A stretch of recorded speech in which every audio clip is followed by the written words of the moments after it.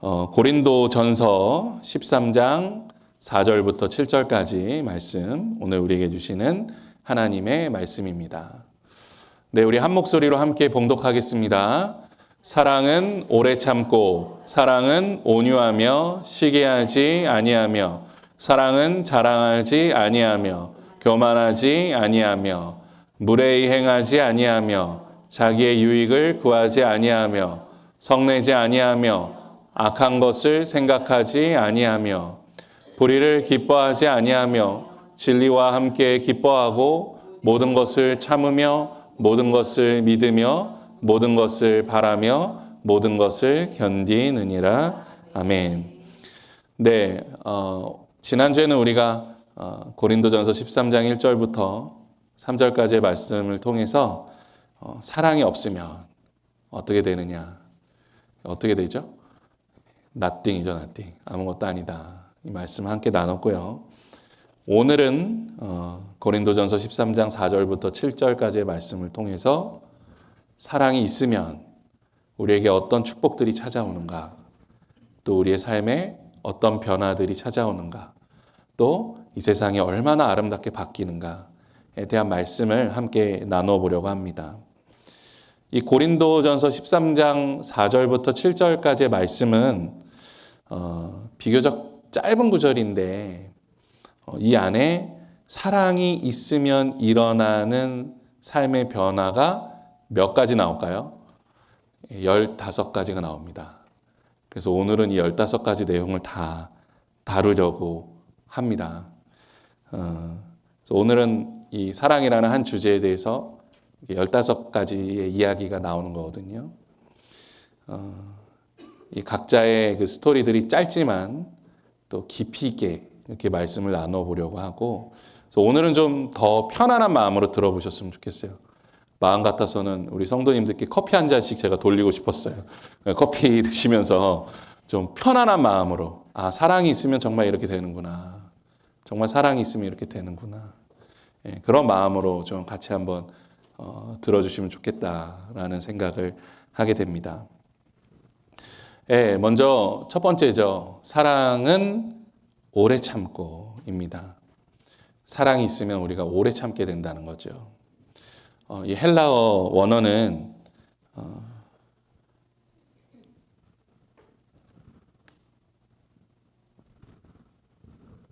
매크로페세이라는 단어인데 이것은, 이 뜻은 분노를 멀리 둔다라는 뜻을 가지고 있어요. 그러니까 이 오래 참는다라는 이 단어는 뭔가 우리 안에 이 분노가 머물러 있다는 말이기도 하죠. 우리 안에 화를 내게 만드는 마음들이 머물러 있다는 뜻이기도 합니다. 그러니까 이 세상에 분노가 없는 사람은 없는 거예요. 그렇죠. 어떤 이유에든지 그런 분노의 감정은 당연히 솟아나오게 돼 있습니다. 그런데 우리 안에 사랑이 채워지면 이 분노를 어디에 두는 거예요? 멀리 두는 거죠. 그래서 이 오래 참음은 사실 이제 시간하고 연결되어 있습니다. 하나님의 성품으로 연결되는 것이죠. 하나님은 사랑이시죠. 그래서 오늘도 우리를 참아주시는 거죠. 그러니까 우리가 뭐 대단한 존재여서, 우리가 뭐 위대한 존재여서 하나님께서 우리를 그래, 내가 한번 봐줄게 라고 이야기하시는 것이 아니라, 오늘도 우리는 죄인이지만 하나님이 우리를 참아주고 계신 거예요. 사실 당연히 심판받아 마땅한 죄인이지만 우리를 참아주고 계신 것입니다. 물론 우리 주 예수 그리스도께서 우리의 모든 죄악을 제하여 주셨고, 우리는 예수를 믿는 믿음 안에서 살아가는 존재이지만, 또 한편으로는 그렇기 때문에 우리 안에 있는 죄악들이 너무 부끄럽지 않습니까? 내가 예수 믿고 살아가는데도 악해요. 또 사람을 미워하죠. 분노가 막 쌓여 있어요. 그런 걸 보면 하나님이 왜 심판하시지 않으실까라는 생각이 들 수 있죠. 하나님도 그 심판의 마음을 멀리 두시는 겁니다. 왜요? 우리를 사랑하시기 때문에. 그래서 기독교인이자 유명한 철학자였던 장자크 루소, 아주 유명한 말을 했죠. 인내는 너무나 쓰다. 하지만 그 열매는 달다. 인생에 대한 비유예요. 분노를 멀리 두는 것까지의 이 시간들이 때로는 우리에게 어떻게 해요? 너무 쓰디쓴 고통 같아요. 힘들 때도 있어요. 하지만 그렇게 분노를 멀리 두고 살아가는 삶을 통해서 우리는 달콤한 인생을 살아갈 수 있게 된다는 것입니다. 분노를 가지고 살아가는 인생 중에 행복한 인생은 아무도 없습니다. 멀리 두어야 돼요. 멀리 두어야 됩니다. 사랑하는 마음으로 우리의 삶이 가득 채워져서 그 분노로부터 멀어지는 마음으로 참된 평화를 누리며 살아가는 성도님들 되시기를 간절히 소망합니다. 네. 오늘 설교는 이렇게 진행이 되는 거예요. 예, 두 번째는 사랑은 온유하다라는 것이죠. 이 첫 번째 말씀드렸던 오래 참음이 시간하고 연결돼 있다면 이 사랑은 온유하다 이 말씀은 우리의 성품의 변화를 의미하는 겁니다. 사랑이 있는 사람은 카인드죠. 말 그대로 부드럽고 친절한 성품을 가지고 있는 사람이다라는 거예요. 내가 사랑이 있는데 친절하지 않다. 내가 사랑이 있는데 부드럽지 않다. 사실 전혀 어울리지 않는 모습이죠. 그런데 인간의 마음은 참 복잡합니다. 잠언 20장 5절에서 이렇게 말씀하죠. 사람의 마음에 있는 모략은 깊은 물 같으니라. 그러니까 보이지가 않아요. 사람의 마음 안에 있는 감정이 보이지가 않아요. 우리가 이제는 우주선을 띄어서 달나라에도 갈 수 있는 그런 사람들 아닙니까? 그런데 아직도 바닷속 저 깊은 심해에는 무엇이 있는지 알아내지 못하는 존재가 우리들이잖아요. 그런데 그 바다보다 깊은 것이 무엇이에요? 사람의 마음이에요. 그래서 자기 자신조차도 자기의 마음의 깊이를 모를 때가 있습니다. 그래서 우리는 때로는 우리 자신도 모르게 화가 나기도 하고 또 우리 자신도 모르게 그 분노를 조절할 수 없는 상황이 되기도 하죠. 우리 그 마음의 깊이, 그 어두움을 우리가 알지 못할 때가 많습니다. 그런데 우리의 그러한 어두운 마음에 빛을 비춰주시는 분이 계시죠. 누구십니까? 바로 예수 그리스도. 그 예수 그리스도, 빛 대신 예수 그리스도께서 우리의 마음의 주인이 되어주시면 우리 마음의 깊은 곳에 무엇이 있었는지를 우리가 발견하게 돼요. 우리를 분노하게 만드는 것, 또 우리를 화나게 만드는 것, 또 우리를 부드러운 성품 가운데로 나아가지 못하고 있는 것이 무엇인지를 볼 수 있게 됩니다. 그리고 예수님의 사랑 안에서 우리의 마음이 변화되게 됩니다. 그러면 예수님을 닮은 그 온유함이 우리의 삶 속에 피어나게 되는 것이죠. 뉴질랜드에 이제 블루레이크라는 호수가 있다 그래요. 세상에서 가장 맑은 호수랍니다. 그러니까 언뜻 보면 이게 배가 떠 있는 것 같죠. 근데 물이 너무 맑아서 그 분명 사실인지 모르겠지만 저도 정확한 기사를 보지는 않아서 20층 깊이의 그 밑바닥도 볼 수 있을 정도로 그 정도로 맑은 물이라고 합니다. 그러니까 예수님이 우리 마음의 주인 되시면 우리의 마음이 그렇게 투명해지는 거죠.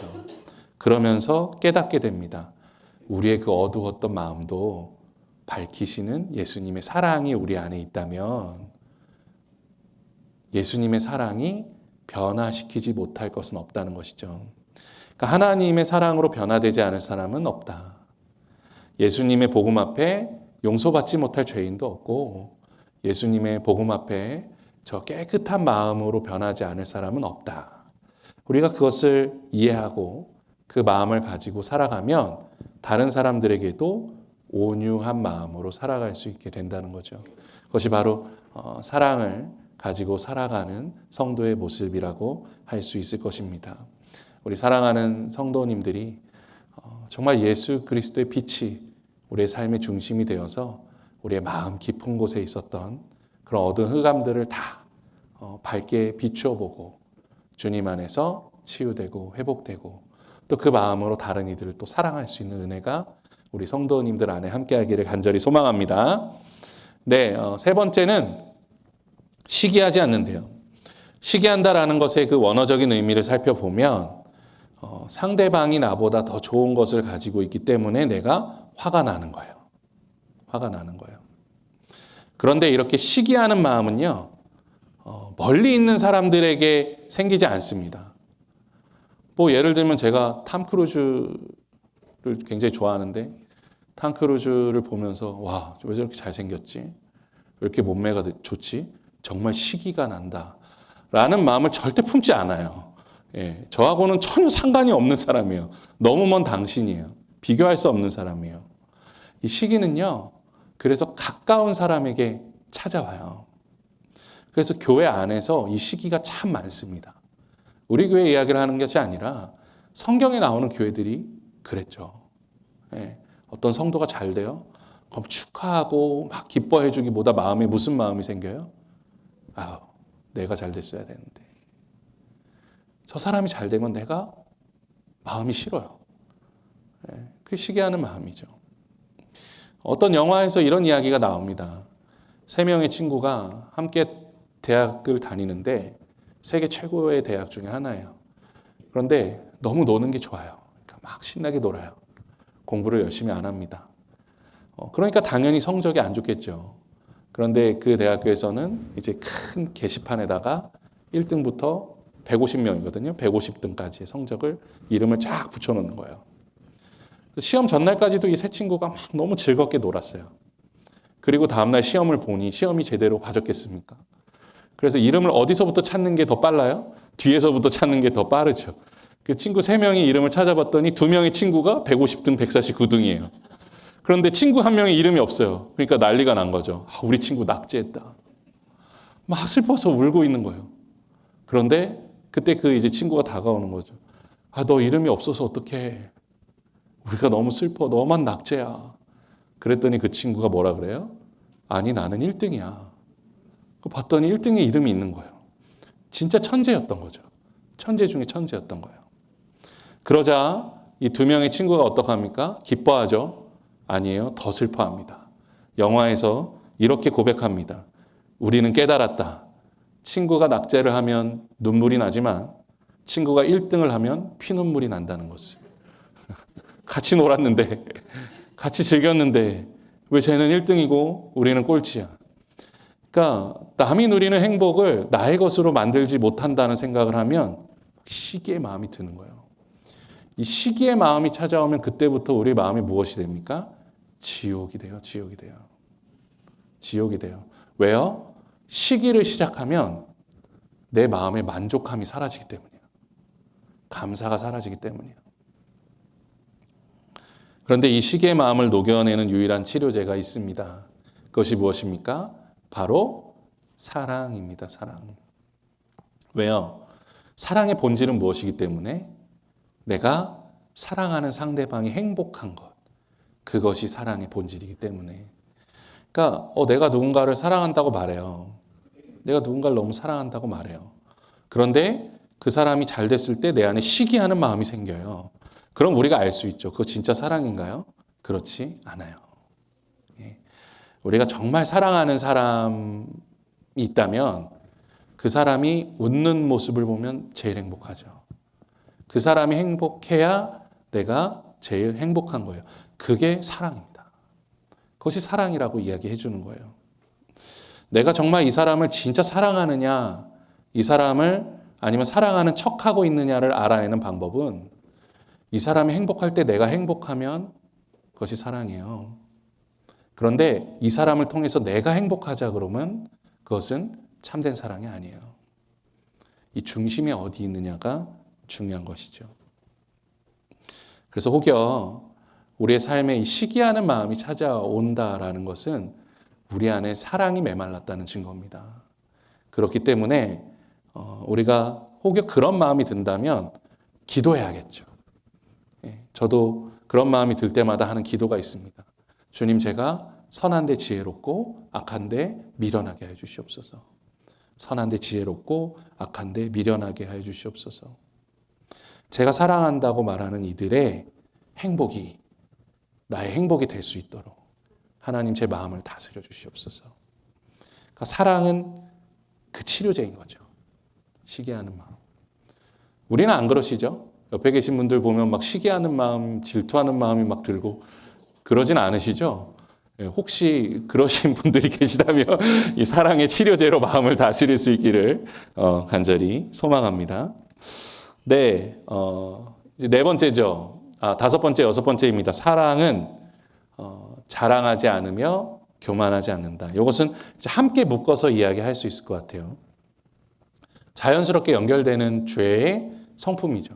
그러니까 우리 안에 사랑이 없으면 이 죄의 성품들이 막 솟구쳐 올라오기 시작하는 거예요. 이 자랑과 교만이라는 이 두 단어에 공통점인 특징이 있습니다. 헬라어 원어가 가지고 있는 공통적인 특징이 있는데 그것은 무엇이냐 하면 부풀어 오른다는 뜻이에요. 부풀어 오른다. 그러니까 풍선 생각나시죠? 풍선이 크면 클수록 커 보이지만 그 속은 어떻게 됩니까? 텅 비어 있어요. 그게 바로 자랑이고 교만입니다. 그래서 신약 성경에서 예수님께서 하셨던 말씀이 기억나죠? 어떤 단어가 기억나나요? 누룩. 여러분 혹시 공갈빵 아세요? 공갈빵? 이름도 참 누가 지었는지 잘 지었죠. 예. 거짓말빵이라는 그런 건 아닌데 한자가 그 뜻은 아닐 거예요. 그렇죠? 지금 막 찾아보시려고 그래 병석 지사님이 이런 거 굉장히 민감하시거든요. 그러니까 공갈빵이 한자가 아마 뭐 비어 있다 아마 그런 뜻일 거예요. 예. 오른쪽에 보시면 아시겠지만 맛있어요. 굉장히 맛있는 빵인데 이 부풀어 오른 빵인데 속은 어때요? 텅 비어 있죠. 이때 사용하는 게 뭡니까? 누룩이에요. 이스트라고 하죠. 그러니까 이 누룩의 특징은 뭡니까? 부풀어 오르게 만들어요. 그런데 예수님께서 왜 이 누룩을 조심하라 그러셨습니까? 왜 이 누룩을 바리새인들이라고 말씀하셨습니까? 그것은 그들이 외적인 거에만 신경을 쓰고 내면에는 변화가 없기 때문이에요. 그러니까 사랑이 있으면 이 자랑하는 마음과 교만한 마음이 사라지게 되는 거예요. 나의 외적인 것을 더 드러나게 보이기보다는 나의 내면의 것을 가꾸기 시작하는 거죠. 그러니까 정말 사랑이 있는 사람은 외적인 것보다 내적인 것에 더 관심을 두는 거죠. 물론 이것이 뭐 화장하고 다니지 마라, 뭐 외모를 꾸미지 마라 이런 이야기 하는 것은 아닙니다. 예, 그렇지 않아요. 자신을 가꾸는 것 중요하죠. 그런데 외적으로 비춰지는 나의 영적인 모습에 집중하는 것이 아니라 내가 정말 영적으로 살아가는 모습에 집중하게 된다는 거예요. 사랑하면 그렇게 된다는 것이죠. 예. 신약에서는 이 누룩에 비유하지만 구약 성경에서는 이렇게 부풀어 오른 사람들에 대해서 뭐라고 설명하죠? 바로 바벨탑을 쌓는 사람들이죠. 창세기 11장 4절에서 말씀합니다. 그 탑 꼭대기를 하늘에 닿게 하여 우리 이름을 내자. 예, 결국 이 자랑과 교만으로 나아가는 사람들의 특징은 무엇입니까? 우리가 하늘에까지 닿자. 우리가 하나님과 같아지자. 라는 마음을 품고 살아가는 사람들인 것이죠.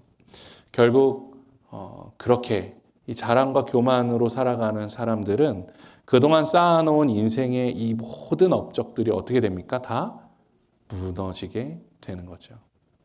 왜요? 속이 비어 있으니까요. 예, 하지만 사랑으로 우리의 신앙을 쌓아가는 사람들은 그 삶이 무너지지 않습니다. 꽉 차 있는 거죠. 우리가 그러한 성도 될 수 있기를 간절히 소망합니다. 그래서 늘 우리가 나아가야 하는 곳은 어디예요? 십자가의 사랑입니다. 그 겸손의 은혜 가운데로 나아가야 돼요. 우리가 예수님의 사랑을 생각해 보세요. 그 사랑에 자신을 높이고자 하는 사랑이 하나라도 있었습니까? 아니요. 단 하나도 없었습니다. 예수님은 자신을 낮추고 비우고 버리는데 그 모든 삶을 쏟으셨어요. 그것이 바로 사랑이죠. 그리고 우리가 쫓아가야 할 사랑의 길인 줄로 믿습니다. 그래야지만 또 우리가 하나님 안에서 행복할 수 있는 거예요. 그 겸손의 사랑이 우리 안에 있어야지만 하나님 안에서 행복할 수 있는 것입니다. 우리 사랑하는 성도님들이 날마다 십자가를 바라보며 그 겸손의 사랑 가운데 나아갈 수 있는 은혜가 함께하기를 간절히 소망합니다. 네, 이제 6번째, 무례히 행하지 않는다. 예. 여기서 무례히 행하지 않는다라는 이 단어는 어떤 윤리나 도덕을 의미하는 것은 아닙니다. 특히 이 부분은 이 고린도 전후서에 나오는 전체적인 배경을 살펴보면 우리가 조금 더 잘 이해할 수가 있는데요. 사랑이 없는 사람의 이 무례는 환경이나 상황적인 모습만 보고 상대방의 인격을 존중해 주지 않는 것, 상대방의 삶을 존중해 주지 않는 것을 의미하는 것이죠. 예를 들면 고린도 교회 성도들에게 어떤 문제가 있었습니까? 그들이 바울을 어떻게 생각합니까? 바울은 사도가 아니다. 바울을 무시합니다. 왜 그랬죠? 그 이유를 댄 것이 무엇입니까? 바울의 학벌이에요, 학벌. 어떤 학벌이죠? 예수 제자 학교를 졸업하지 못했다는 거예요. 그러니까 사도로 불릴 자격을 갖기 위해서는 예수님께 가르침을 받은 제자여야 된다는 거예요. 그러니까 바울은 사도의 자격이 없다라고 고린도 교회가 공격하는 겁니다. 하지만 바울은 어떤 사람입니까? 다메섹에서 예수님을 만난 사람이죠. 정말 예수님 만난 사람입니다. 그래서 초대교회도 바울의 이 예수님을 만난 사건을 공식적으로 인정해주고 사도로서 인정해주고 또 초대교회의 사도로서 활동할 수 있도록 지원해줬고 또 더 중요한 건 뭐예요? 이 사도 바울이 고린도 교회를 개척한 사람이에요. 그런데 고린도 교회 성도들이 이 바울에게 너무나 무례히 행하죠. 너는 사도의 자격이 없어. 왜 그런 이야기를 합니까? 그들이 사랑보다 무엇을 구하기 때문에요? 유익을 구하기 때문에 무례한 겁니다. 사랑보다 유익을 구하기 때문에. 그래서 이게 그 다음 7번째 이야기까지 이어지죠. 자기의 유익을 구하지 않는다. 바울은 자신에게 무례하게 행하는 고린도 교회 성도들에게 그 무례함으로 복수하지 않았습니다. 사실 바울에게는 사도의 직분이 그렇게 중요한 것이 아니었습니다. 하지만 그 사도의 직분에 대해서 변명하는 것은 이 바울이 이 사도의 직분을 갖고 있는 것이 자기의 자랑이 아니라 무엇을 자랑하는 것이기 때문인가요? 예수님의 은혜를 자랑하는 것이기 때문에 나는 사도다 라고 그렇게 이야기하며 고린도 교회를 끝까지 품습니다. 그러니까 이 사도 바울이야말로 무례히 행하지 않았고 또 자기의 유익을 구하지 않았던 것이죠. 그러면서 고린도 교회에 계속적으로 편지를 보내고 그곳에 방문하면서 결국 고린도 교회가 회복이 됩니다. 바울의 이 무례히 행하지 않는 사랑, 또 자기의 유익을 구하지 않는 사랑을 통해서 이 고린도 교회 공동체가 회복이 되고 다시 한번 부흥이 되는 것을 경험하게 되는 것이죠. 자기의 유익을 구하지 않으면 이 공동체가 회복이 되는 그런 사랑의 은혜 가운데 나아가게 됩니다. 한국에서도 실제로 이 이야기가 있었어요. 아마 들어보신 분도 계실 겁니다. 한국에 이제 조선 시대 때죠. 그때는 신분이 있었잖아요. 그 양반하고 노예가 있었습니다. 그런데 어느 양반집 양반, 이 조덕삼이라는 양반분이 누가 더 양반 같죠? 오른쪽에 계신, 쓰고 계신 하얀 옷 입고 계신 분이 조덕삼이라는 양반이신데 예수님 믿게 됐어요. 그러니까 그 집안에 있는 모든 노비들을 다 데리고 어떻게 해요? 교회를 나가기 시작했습니다. 그러니까 노비들도 교회 가니까 너무 좋은 거예요. 교회 가면 평등하게 취급을 해줘요. 밥도 같이 먹고 막 너무 즐겁고 행복한 거예요. 그러니까 나중에는 이 조덕삼 양반보다 이 노비들이 더 예수님을 잘 믿기 시작한 거예요. 그런데 그 노비 중에 한 사람이 바로 이자익이라는 사람이었습니다. 이 양복을 입고 있는 사람, 이자익이라는 사람이었는데 굉장히 똑똑한 사람이었다고 해요. 그러니까 교회의 노비 출신이었지만 교회의 여러 가지 일들을 맡아서 했다고 합니다. 그런데 어느 날 교회에서 이제 장로 투표를 한 거예요. 우리가 장로 한 명을 세우자. 그러니까 이제 사람들이 추천을 했는데 조덕삼하고 양반 조덕삼하고 노비 이자익을 추천을 했어요. 그러면 당연히 누가 될 거라고 생각했을까요? 사람들이 당연히 양반 조덕삼이 장로가 되겠지라고 생각했는데 큰 실수를 한 거죠. 왜냐하면 노비들의 숫자가 많잖아요. 그러니까 노비 이자익이 장로가 된 거예요. 그러니까 교회가 뒤집어졌겠죠. 난리 났다. 야, 이제 우리 교회 어떡하냐. 그 양반이 가만히 있지 않을 텐데.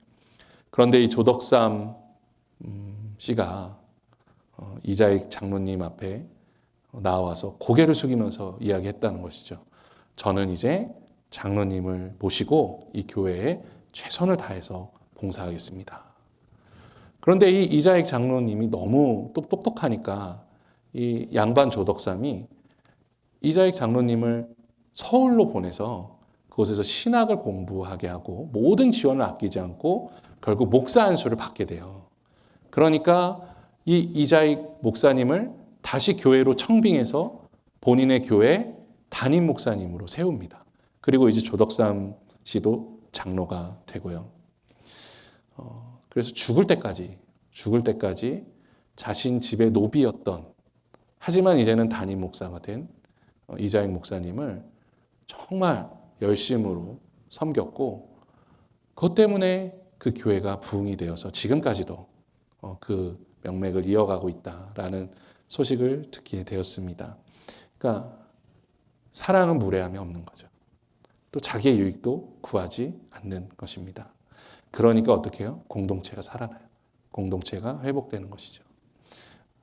우리 가정과 우리 교회에도 또 우리가 밟는 그 모든 공동체마다도 그 사랑의 축복이 함께할 수 있기를 간절히 축원합니다. 네. 그 다음은 사랑은 성내지 아니한다고 합니다. 그런데 이것은 제가 볼 때는 한국어 번역이 좀 부족해요. 부족해요. 왜냐하면 이 말씀은 원어적으로 보아도 사랑하며 화를 절대로 내지 않는다라는 말이 아니기 때문이에요. 이거 우리가 경험적으로 알죠. 사랑을 하며 화를 안 낼 수 있나요? 그럴 수 없어요. 인간은 화를 내지 않는 인간은 이 세상에 없습니다. 아무리 사랑이 있어도 화는 당연히 나요.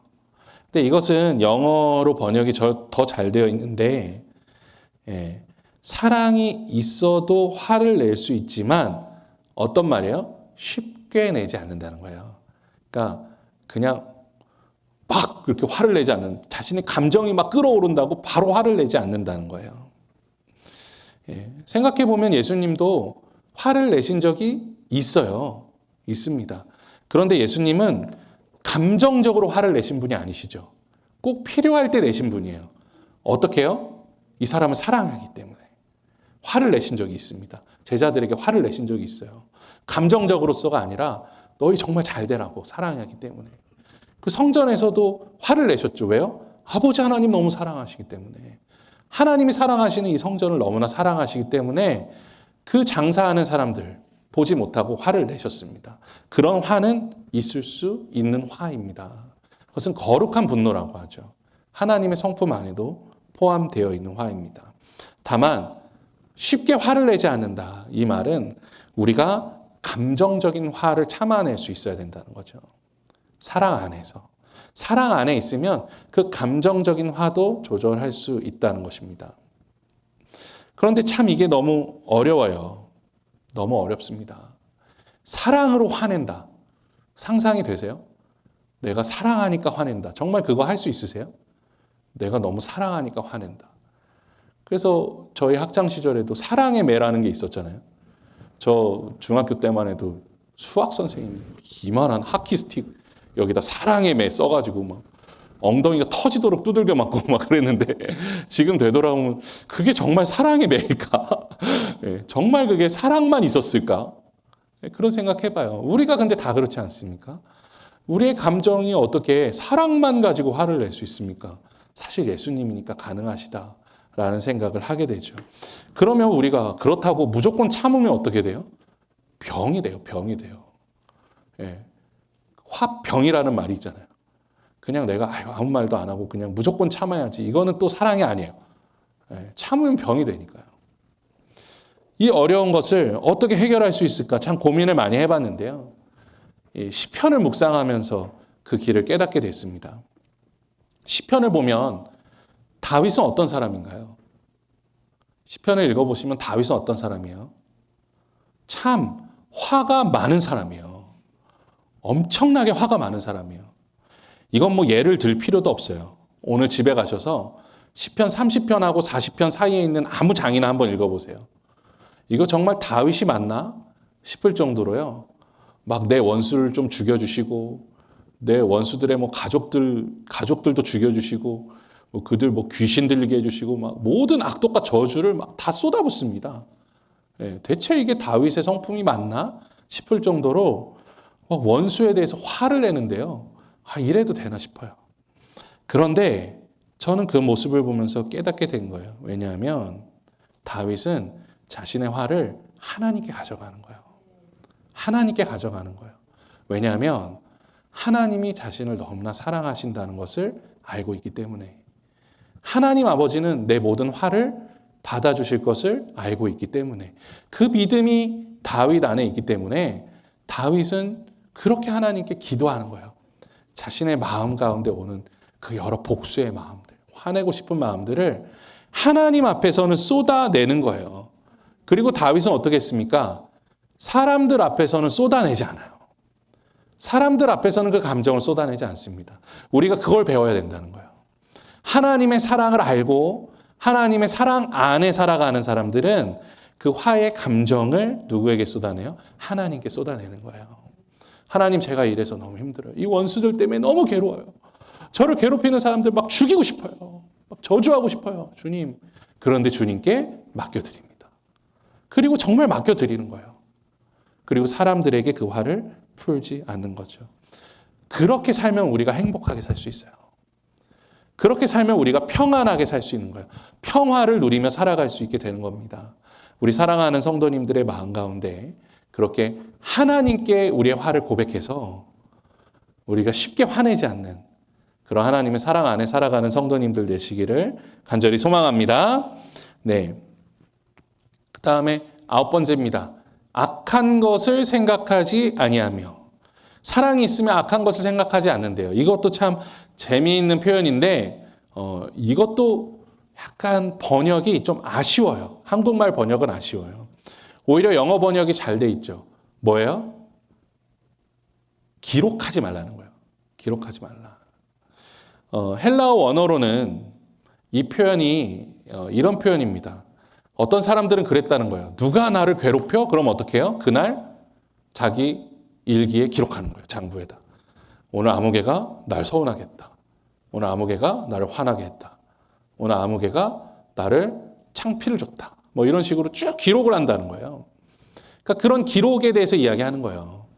누가 나한테 악한 마음을 이렇게 보내면 다 새겨놓는 거예요.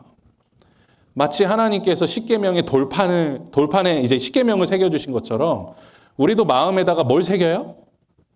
그 악한 감정, 마음들을 다 새겨놓는 거예요. 누가 서운하게 했던 거. 다 새겨놔요. 그러면 그 도리의 글자를 새겨보신 분이 계실지는 모르겠지만 그게 언제 없어지나요? 죽어야 없어지는 거예요. 죽어야 없어지는 거예요. 가끔 부부싸움 할 때면 그럴 때 있어요. 막 20년 전에 저기도 한 명 있어요. 20년 전에 뭐 그 대단한 잘못을 한 것도 아닌데 그때 왜 그랬냐고 막 이렇게 싸우면 막 그걸 막 끄집어내요. 예. 그러면은 듣는 사람도 어떻게 돼요? 그 이제 돌에 새겨놨던 것도 꺼내가지고 야 그럼 너는 그때는 왜 그랬냐 이러면서 막 싸우게 되는 것이죠. 예. 그런데 또 한편으로는 그런 생각 해봅니다. 마음에 얼마나 상처가 되면 그걸 그렇게 돌에다 새겼겠어요. 예. 하지만 하나님은요, 우리가 그 마음의 벽에 그 악한 감정들을 새겨놓고 살아가는 것 원하지 않으세요. 그것이 우리를 행복하게 만들어주지 않기 때문이에요. 그래서 우리는 그 사랑의 페인트로 그것을 덮어버려야 돼요. 덮어버려야 됩니다. 이것은 제가 만든 표현도 아니고 성경에 나오는 표현이죠. 뭐예요? 사랑은 허다한 죄를 덮느니라. 그러니까 덮는 거예요. 덮어요. 그 상처는 우리가 있어요. 하지만 덮는 거예요. 저도 이 제 왼쪽 무릎에 제가 초등학교 때 책상에 있던 못에 걸려가지고 살이 쫙 찢어진 적이 있습니다. 그래서 지금도 그 상처가 여전히 남아 있어요. 근데 그때부터 제가 반바지 입는 걸 별로 안 좋아했어요. 상처 보이는 게 조금 싫으니까. 근데 그러다 보니까 제가 거의 반바지를 안 입어요. 아마 보신 분 별로 없을 거예요. 제가 반바지 잘 안 입습니다. 그러니까 뭐 그냥 덮는 거예요. 안 보이게 하는 거죠. 사랑은 그런 거예요. 사랑의 페인트로 덮어야 되는 거예요. 상대방의 그 악함 때문에, 상대방에게 받은 상처 때문에 내가 너무나 힘이 들죠. 괴롭죠. 하지만 사랑의 페인트가 있으면 그것을 덮을 수 있는 거예요. 그러면 우리가 평화와 은혜 안에 살아갈 수 있게 되는 것입니다. 더 이상 악한 싸움을 할 필요가 없는 거죠. 그래서 우리 사랑하는 성도님들 안에도 혹시 그런 부분이 있으실 수도 있어요. 그렇죠? 특히 상처를 준다는 것이 우리가 일부러 주지 않아도 그냥 말 그대로 그냥 던진 돌에 개구리가 맞아서 죽는 것처럼 우리도 알 수 없는 상처를 줄 때가 있지 않습니까? 그런데 상대방은 그 상처를 준 줄도 모르는데 나는 내 마음에 새겨가지고 막 간직하고 살아간다는 것이 얼마나 괴로운 일이에요. 그러니까 하나님 말씀하시는 거예요. 그 사랑으로 덮으라는 거예요. 덮어줘라, 덮어줘라. 그것이 너가 사는 길이다 라고 말씀해 주고 계신 것이죠. 우리 사랑하는 성도님들의 그 아픈 상처들, 아픈 마음들이 사랑의 페인트로 덮여지기를 간절히 소망합니다. 네, 그 다음은 10번째, 11번째죠. 불의를 기뻐하지 아니하며 진리와 함께 기뻐한다. 이 말씀은 사랑하는 사람들의 삶에 드러나는 특징과 기준에 대한 말씀입니다. 아, 저 사람은 진짜 사랑이 많은 사람이야. 아, 저 사람은 사랑으로 채워진 사람이야 라는 것을 우리는 어떻게 알 수 있을까요? 저 사람이 진리 안에 살아가는구나를 통해서 우리가 알 수 있게 되는 거예요. 그러면 진리는 무엇입니까? 그 답은 너무나 분명하죠. 예수님께서 말씀하셨죠. 내가 곧 길이요 진리요 생명이다. 그러니까 예수님은 내가 진리다라고 말씀하셨어요. 그것이 성경이 말씀하는 진리라는 답이에요. 그러니까 우리가 정말 하나님의 사랑 안에 살아가는 사람들의 특징은 뭐예요? 예수님의 모습을 닮은 모습이 나온다는 거예요. 불의를 기뻐하지 않고 예수님과 함께 기뻐하는 삶.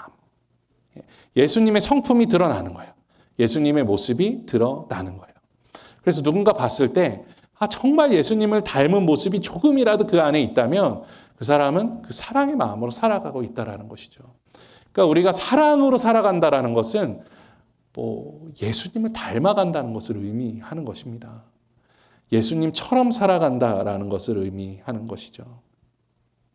그래서 우리 사랑하는 성도님들이 그 사랑의 마음을 품고 하루하루, 물론 우리가 완벽하게 예수님을 닮을 수는 없겠지만 하루하루 한 걸음씩 조금씩이라도 예수님의 성품을 닮아가고 예수님의 삶의 모습들을 닮아가는 우리 사랑하는 복된 성도님들 되시기를 간절히 소망합니다.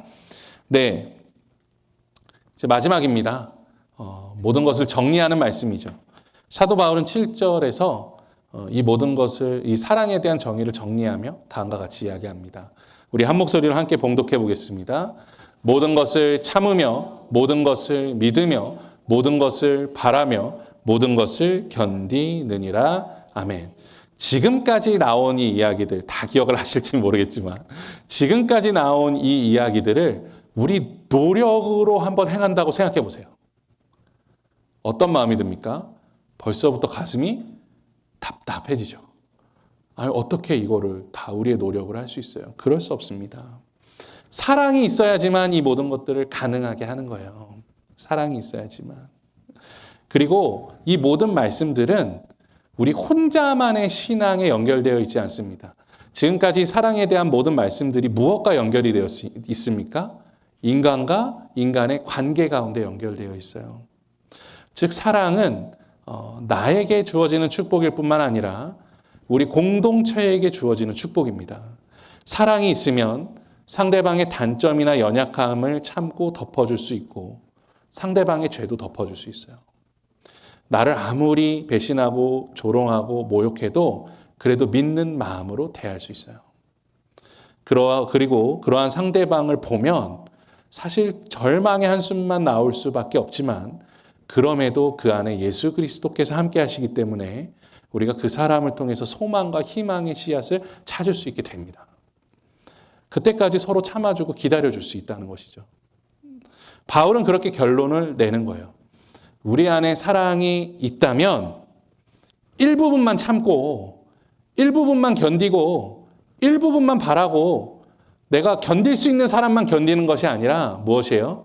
모든 것을 참으며 모든 것을 믿으며 모든 것을 바라며 모든 것을 견디느니라. 그러니까 사랑의 가장 탁월한 축복은 뭐예요? 모든 것이에요. 일부분이 아니라 모든 것. 내가 사랑할 사람만 사랑한다면 그것은 사랑이 아니에요. 악인도하는 것은 하나님의 사랑이 아닙니다. 우리가 사랑할 수 없는 그 모든 것들도 사랑 안에서 참고 믿고 바라고 견딜 수 있는 거예요. 하나님의 사랑이 우리 안에 있다면 그것을 할 수 있는 것이죠. 예.